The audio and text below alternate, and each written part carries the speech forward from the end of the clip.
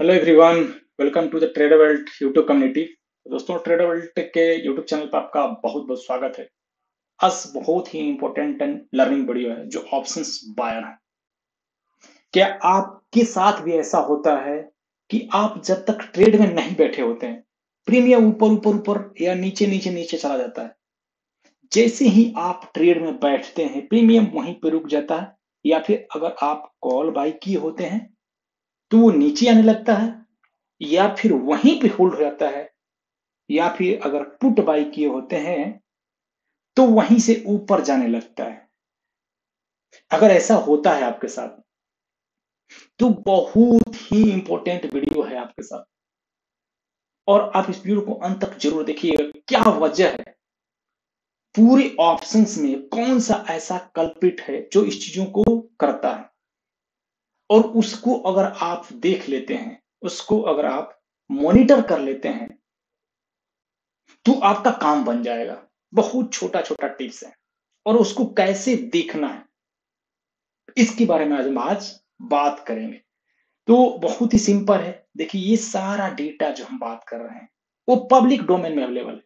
मैं एनसी का site open करके रखा हूं आपके सामने। इसी में से एक ऐसा फैक्टर है, जितने भी आप डेटा देख रहे हैं इसमें से एक ऐसा फैक्टर है, ऐसा डेटा है जिसके बारे में हम आज बात करने वाले हैं। तो दोस्तों, इस वीडियो को आप अंत तक जरूर देखिएगा। चलिए थोड़ा सा डिस्क्लेमर देख लेते हैं कि ये जो भी चैनल है आपको ट्रेडर वर्ल्ड या आपको सिर्फ एजुकेशनल एंड इंफॉर्मेशनल पर्पज के लिए है। यहाँ पे कोई भी सेबी रजिस्टर्ड नहीं है। I am not a SEBI registered advisor, and anything share here should not be considered as investment, trading advice and financial decisions. All market analysis, views and strategy presented are based on data available on the public domain and personal interpretation only. तो आप जो भी trading या आपको decision लेते हैं, financial decisions, उसमें risk इन्वॉल्वेंट है, और आप हमेशा सर्टिफाइड फाइनेंशियल एडवाइजर की ही सलाह पे डिसीजन लें। तो ये डिस्क्लेमर है। चलिए तो डिस्क्लेमर को ध्यान से सुनिएगा। अब हम बात करते हैं कैसा कौन सा फैक्टर है जिसको हम देख के ऑप्शंस, अगर मैं बाइंग करता हूं या फिर ऑप्शन सेलिंग करता हूं, मैं इसमें बाइंग करूं या नहीं करूं, मैं इस समय सेलिंग करूं या नहीं करूं, प्रीमियम बढ़ेगा या नहीं बढ़ेगा, कैसे पता चलेगा। तो इसके बारे में हम दोस्तों बात करेंगे। तो बहुत बहुत धन्यवाद। अगर आप चैनल में तो सब्सक्राइब करिएगा। चलिए आते हैं अब पॉइंट पे। देखिए दोस्तों, यही एक कल्प्रिट है जिसको हम इम्प्लाइड वोलेटिलिटी के नाम से जानते हैं, आईवी। अगर आप ऑप्शंस में देखेंगे, इसको बहुत कम लोग देखना जानते हैं। मैं जब इनिशियल में सीख रहा था तो मेरा एक दोस्त मेरे से क्वेश्चन पूछा कि भाई तू इतना पढ़ रहा है, इतना सीख रहा है, तू ऑप्शंस में ट्रेडिंग कब करेगा।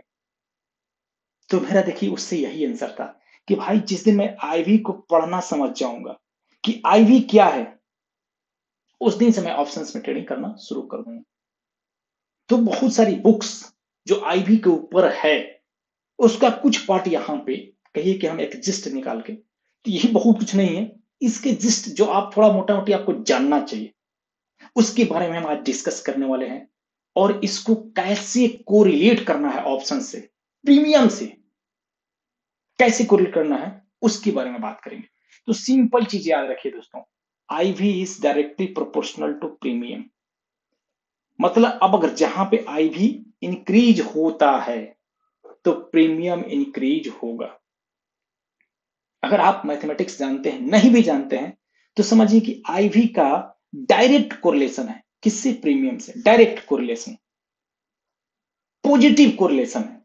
यानी आईवी बढ़ेगा तो प्रीमियम बढ़ेगा, और आईवी घटेगा तो प्रीमियम घटेगा। अब एक एक हम बात करेंगे आईवी होता क्या है। अगर what is the IV, implied volatility क्या होता है। देखिए, इंप्लाइड वोलेटिलिटी मार्केट में जो मोमेंटम है उसका एक्सपेक्टेशंस, फ्यूचर में, नॉट इन द पास्ट जो हो चुका है, नहीं, फ्यूचर में आने वाली वोलेटिलिटी उसको बताता है कि ये कितना वोलेटाइल हो सकता है।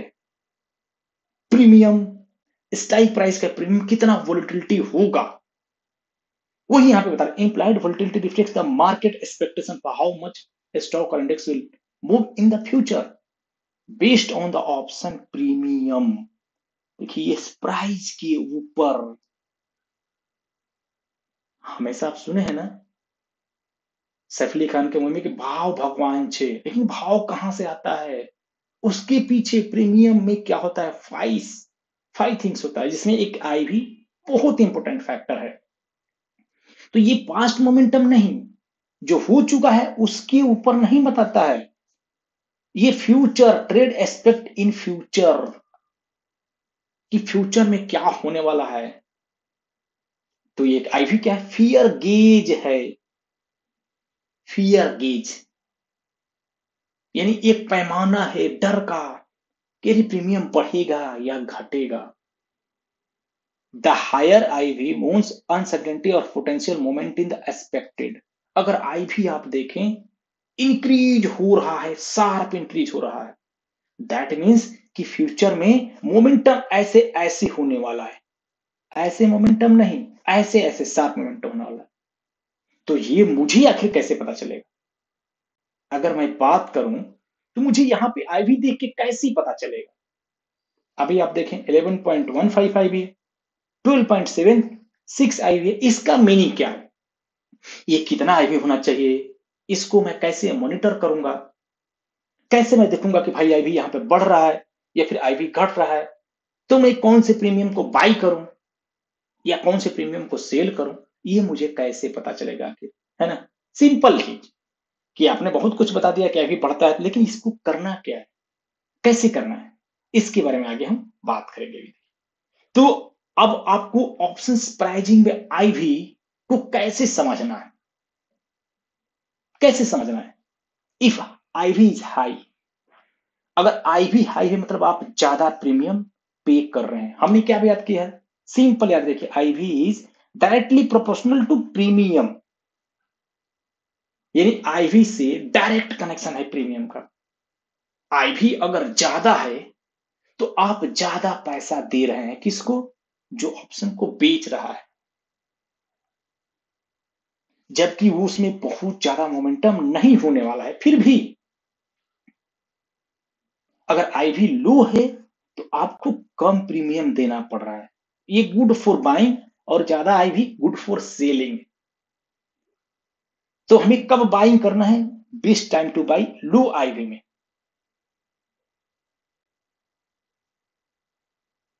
If IV rises after you buy, the value of the option premium increase even the stock has not moved.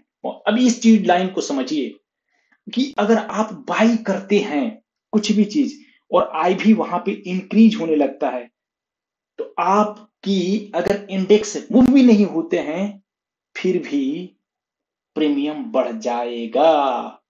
तो यही वजह होता है, आप देखते हैं कि मोमेंटम नहीं होता है मार्केट में। ये 25,150 से 25,170 गया, लेकिन यहां पे कॉल के प्रीमियम ज्यादा बढ़ गए क्योंकि उसकी आय भी इंक्रीज होने लगती है। यही लाइन उस बुक से लिखा गया है कि अगर मार्केट के अंडरलाइन प्राइस में मोमेंटम नहीं होता है लेकिन उसके आईबी में अगर इंक्रीमेंट होने लगता है तो उसका प्रीमियम बढ़ जाएगा, उसका प्रीमियम बढ़ जाएगा। इस चीजों को मॉनिटर करिए। मैं सिंपल भाषा में समझाता हूं। ये अगर आप ये 12.76 आईवी देख रहे हैं और आईवी बढ़ के यहां से 13.14 14.12 हो गया, यानी आपको 18 to 20% आईवी में इंक्रीमेंट हो गया, तो समझ जाइए कि अगर मार्केट नहीं भी गिरा तब भी उसके प्रीमियम में मोमेंटम आ जाएगा। सेम चीजें उप साइड की तरफ, अगर यहाँ पे 11.2 है, ये 13.2 बढ़ गया, 14.2 बढ़ गया। अगर मार्केट ऊपर नहीं जाता है फिर भी इसके प्रीमियम में मोमेंटम आ जाएगा। आप अब समझिए कि मार्केट में कैसा, आप देखते हैं कि मार्केट वहीं रहता है, प्रीमियम बढ़ जाता है। मेन यही रीजन है दोस्तों। तो आईवी जानते हैं, IV is the sun, IV is the sun of option chain. इसके चारों तरफ प्रीमियम सब घूमते हैं। तो अगर आपने अगर आईवी को पढ़ना शुरू कर दिया आईवी को समझना शुरू कर दिया, फिर आप धीरे धीरे सब कुछ समझना शुरू कर देंगे। अब देखिए आईवी क्रॉस हो जाता है, रिस्क फॉर बायर्स कब है? आप देखते हैं जब बजट रहता है, या फील्ड मीटिंग होता है, या फिर आपको इलेक्शन होता है, बहुत ज्यादा हाई आईवी रहता है। जैसे उसका आपको इलेक्शन का रिजल्ट आता है, बजट का अनाउंस होता है, क्या होता है वहां पे सीधा आईवी गिर जाता है। अब आईवी गिरेगा तो क्या होगा, प्रीमियम ड्रॉप हो जाएगा। If IV drop suddenly after the event, options price fall even you direct in right direction right. क्या बात इसमें लिखा, आप समझते हैं? अब इसीलिए आप इस चीजों को अपने पास्ट में अप्लाई करके देखिए। इलेक्शन के दिन, बजट के दिन क्या करता है, बहुत हाई आईवी रहता है, 32, 34, 35, इवन मोर देन 35। जैसे बजट का अनाउंसमेंट खत्म होता है, ये आईवी सीधा ड्रॉप होता है 20%, 30%, 50%। दैट मीन्स कि प्रीमियम वहां से 60 टू 70% गिर जाता है, 100% प्रीमियम गिर जाता है। मतलब अगर 100 रुपया हो तो सीधा 50 रुपये प्रीमियम आता है। यही वजह है दोस्तों, इसको आईवी क्रश बोलते हैं, आईवी क्रश। तो आपको उस समय क्या करना है, पोजीशन को बुक करके साइड में बैठ जाना है, या फिर ये देखना है कि आईवी किधर बढ़ रहा है। अब आप एग्जाम्पल से समझिए कि निफ्टी अगर 25,100 पे है, अगर आपने 25,500 स्ट्राइक प्राइस हाई आईवी है, और मार्केट ऊपर की तरफ जा रहा है लेकिन इसकी आईवी नहीं बढ़ रहा है, आईवी नहीं बढ़ रहा है, तो आपका क्या है, लो आईवी एंड आईवी राइज, तो आपका प्रीमियम वहां पे नहीं बढ़ेगा। If you bought during low IV and IV rises, your option value is increasing without the price momentum. अब यहाँ पे ये कर रहा है कि IV यहाँ पे इसका अगर हाई है तो प्रीमियम नहीं बढ़ेगा, एक्सपेक्टेड से नहीं बढ़ेगा। लेकिन उसका IV अगर लो है और IV इंक्रीज होने लगा तो मार्केट मोमेंटम नहीं होगा, फिर भी बढ़ जाएगा।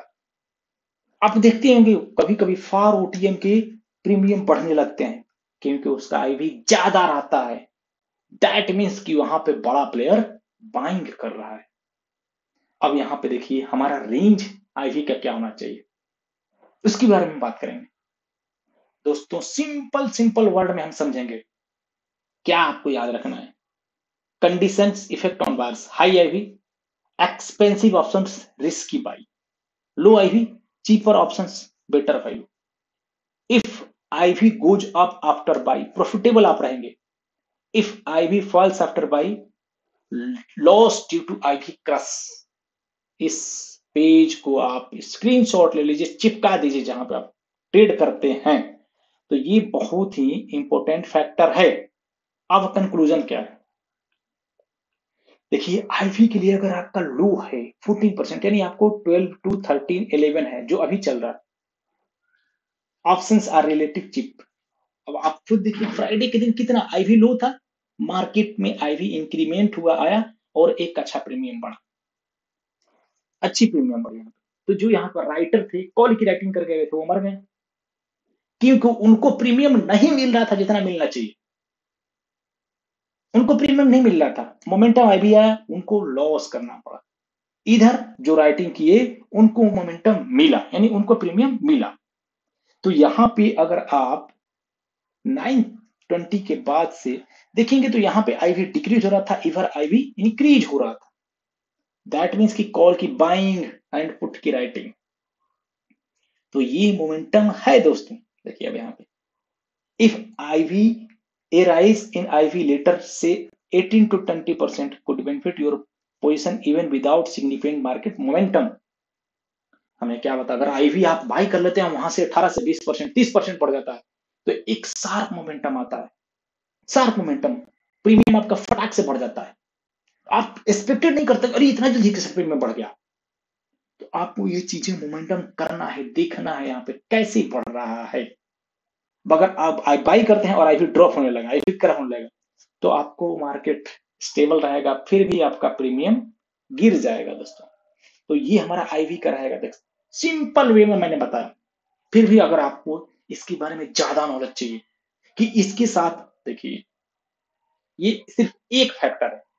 अब ऑप्शन चेन में हर एक जो है एक दूसरे से कोरिलेट है, नहीं तो एनएससी इतना डेटा क्यों देता। आप समझिए एक डेटा को लाने के लिए, उसको रन करने के लिए कितना इसका सर्वर चाहिए और कितना आपको चाहिए।